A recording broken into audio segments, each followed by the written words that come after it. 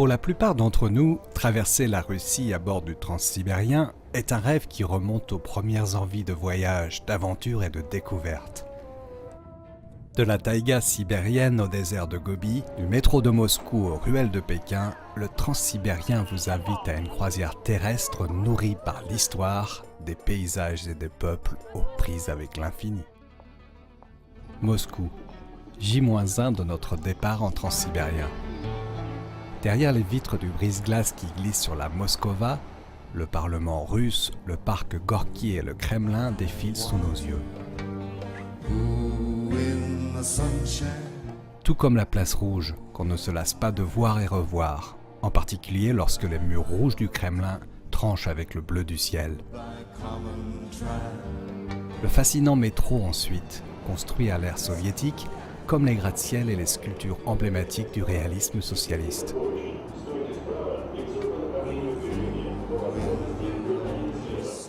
Il compte parmi les derniers témoins d'un temps révolu. Il y a aussi bien sûr le Moscou culturel, celui du Bolchoï, de la galerie Tretiakov et des quartiers bourgeois en plein renouveau.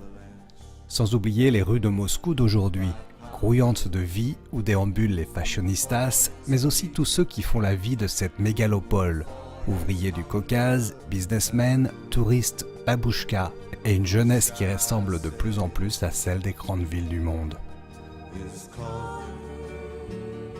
Le Transsibérien numéro 20, baptisé Vostok, l'Est, s'élance dans un bruit de ferraille.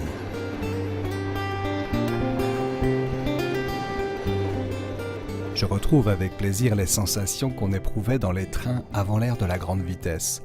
La secousse provoquée par les coups de boutoir des wagons qu'on assemble, les roues qui claquent au passage des aiguillages et le vacarme lorsqu'on traverse les soufflets qui relient les voitures.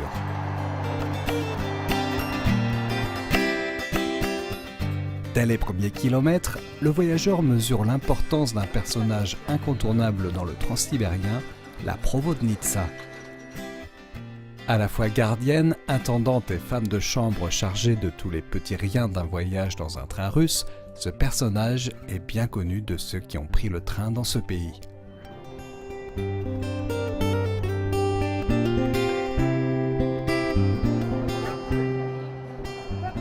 À bord, les repas rythment le voyage. On peut les prendre dans le wagon-restaurant ou choisir, comme beaucoup de Russes, de s'approvisionner sur les quais. À chaque arrêt, des vendeurs ambulants proposent des mets plus ou moins locaux, du poisson, des beignets fourrés à la viande, qu'on déguste ensuite tranquillement dans son compartiment. Le temps, allié précieux et souvent rare du voyageur, coule doucement entre lecture et contemplation.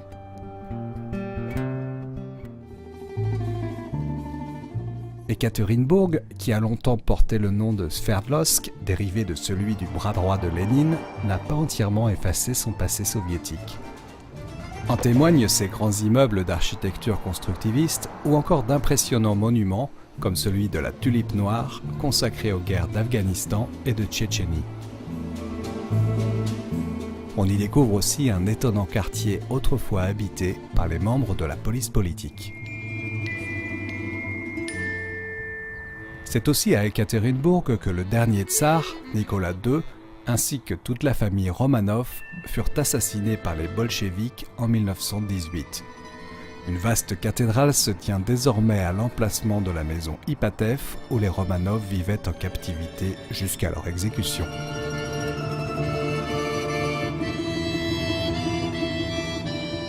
À une quarantaine de kilomètres à l'ouest d'Ekaterinbourg, au cœur de l'Oural, un monument marque le point de passage entre l'Europe et l'Asie. À l'amitié entre les peuples d'Europe et d'Asie.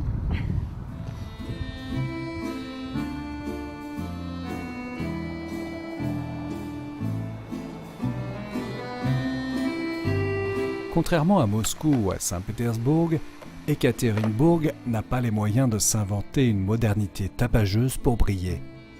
Il s'en dégage un sentiment d'authenticité, de fierté et de mélancolie mêlée qui émeuvent le visiteur.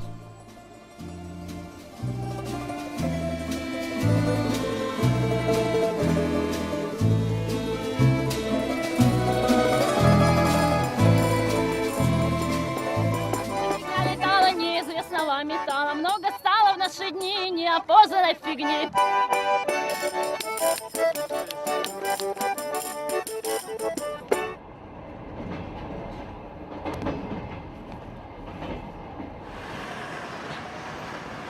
À bord du Transsibérien, la vodka coule à flot dans le wagon-restaurant.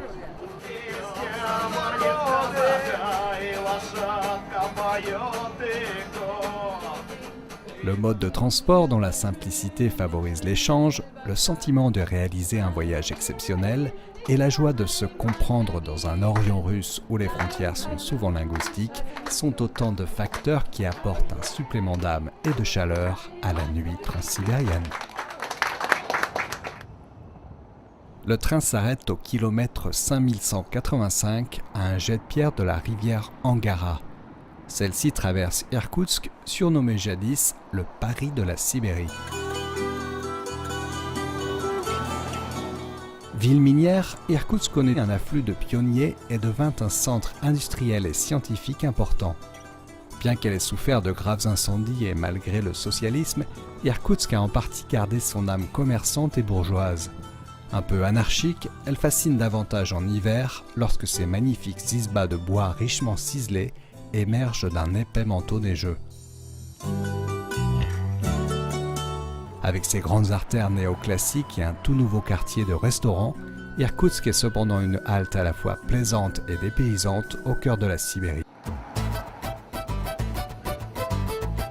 Irkoutsk est avant tout une base idéale pour découvrir la région du Baïkal et ses traditions. Le marché regorge d'ailleurs de produits associés au lac et ses environs.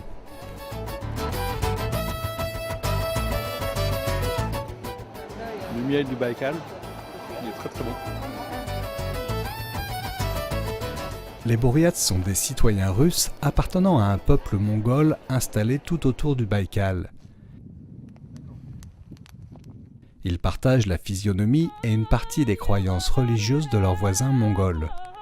Bouddhistes ou chamanistes, ils sont près de 400 000 répartis entre la République de Bouriatie et le district autonome Bouriat.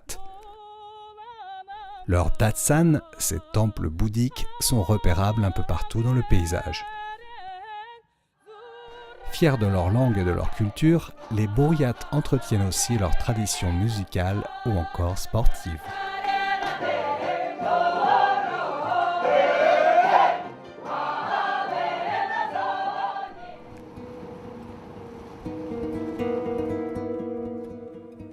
Avec ses 636 km du nord au sud et ses 1600 mètres de profondeur, le lac Baïkal est la 5e plus grande réserve d'eau douce sur Terre.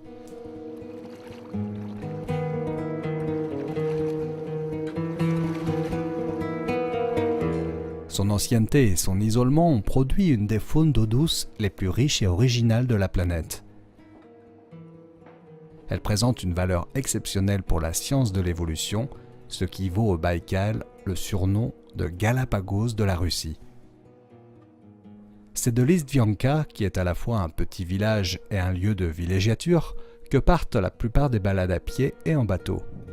L'hiver, le décor est tout autre, c'est en traîneau ou en voiture qu'on découvre le lac gelé.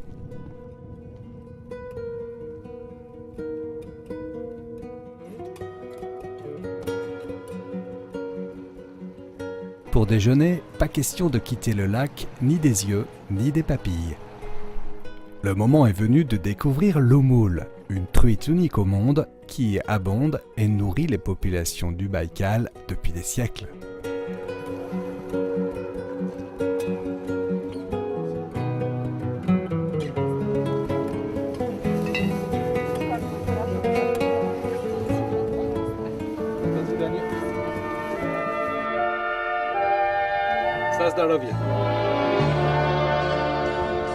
Байкал, Байкал, живая вода, возьми мое сердце. Lorsqu'on navigue sur le lac Baïkal, on aperçoit l'ancienne voie ferrée du Transsibérien qui longe ses rives. Au début du XXe siècle, cette portion du Transsibérien avait Port Baïkal pour terminus. Cette liaison par bateau fut abandonnée lorsque des rails furent installés sur les rives du lac. Une ligne locale baptisée Circumbaïkal fut alors mise en service sur les anciens rails du Transsibérien. Mais des bateaux continuent cependant à sillonner le Baïkal pour la recherche océanographique, la pêche et bien sûr le plaisir.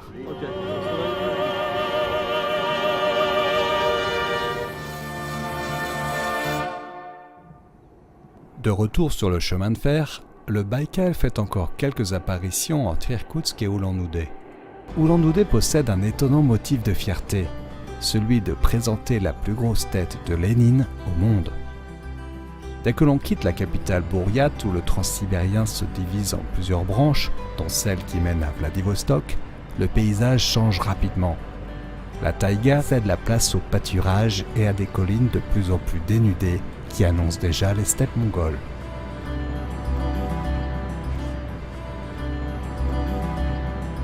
Les chevaux sauvages galopent le long des rails et notre transsibérien a déjà entamé sa mue. Désormais, il faudra l'appeler transmongolien.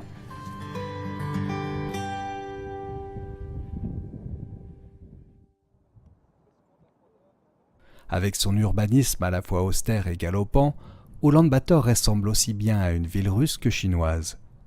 Autour de la place Gengis Khan, l'épicentre de la ville, nombre de routes et trottoirs ont été récemment rénovés. Quelques tours de verre tranchent avec un urbanisme plombé par la grisaille, mais les Mongols affichent une décontraction et une élégance qui rappellent les grandes villes russes. La capitale mongole offre aussi quelques sites intéressants, comme le monastère de Gandan, un des principaux dans le pays. À ne pas manquer non plus le palais Bogd Khan, qui fut une résidence du dernier roi mongol.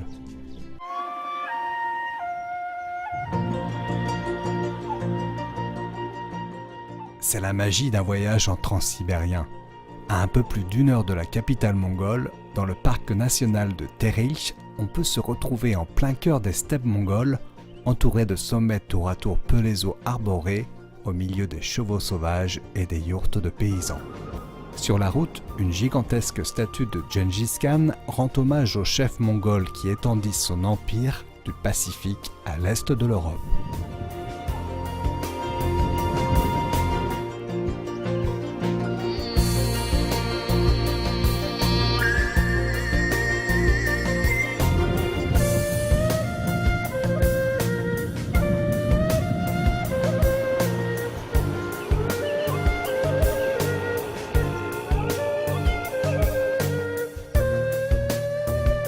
En chemin, nous sommes invités par un paysan à entrer dans la yourte familiale.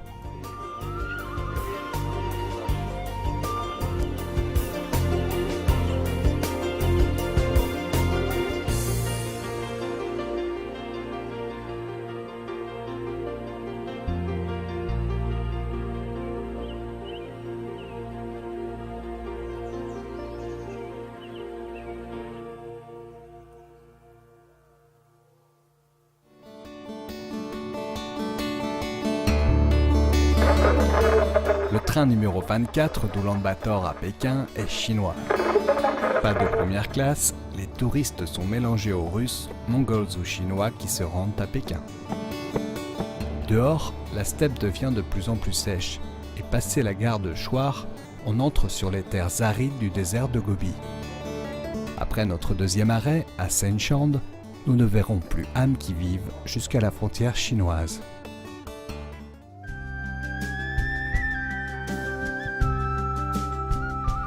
There are 9 million bicycles in Beijing. That's a fact. It's a thing we can't deny.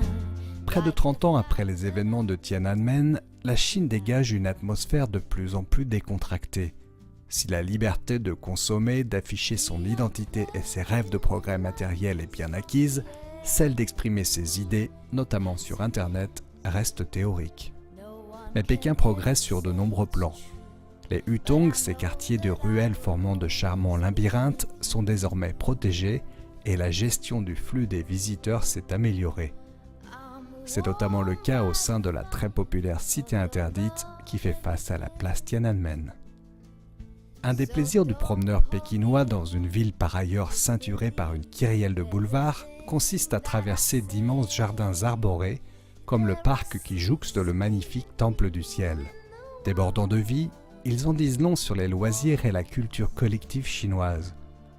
On y chante, on y joue, on fait du sport dans une ambiance bon enfant très surprenante pour les Occidentaux.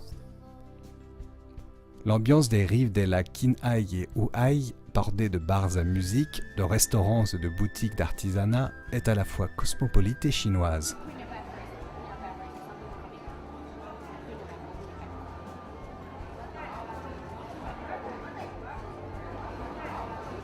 Il me reste à goûter l'une des grandes spécialités pékinoises, le canard laqué.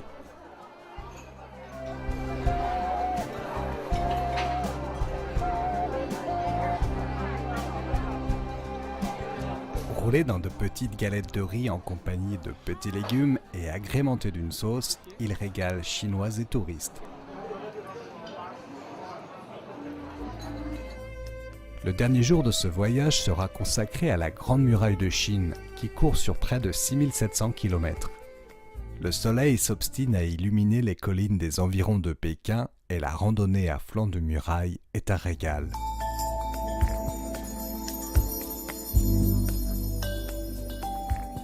Parvenu au terme de ce voyage, la muraille m'apparaît comme un de ces obstacles à la fois grandioses et terribles construits par l'homme pour s'empêcher de circuler librement par-delà les royaumes, les nations et les empires.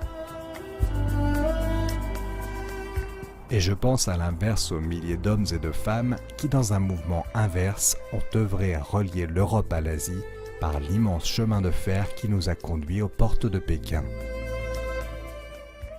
Leur utopie est devenue réalité.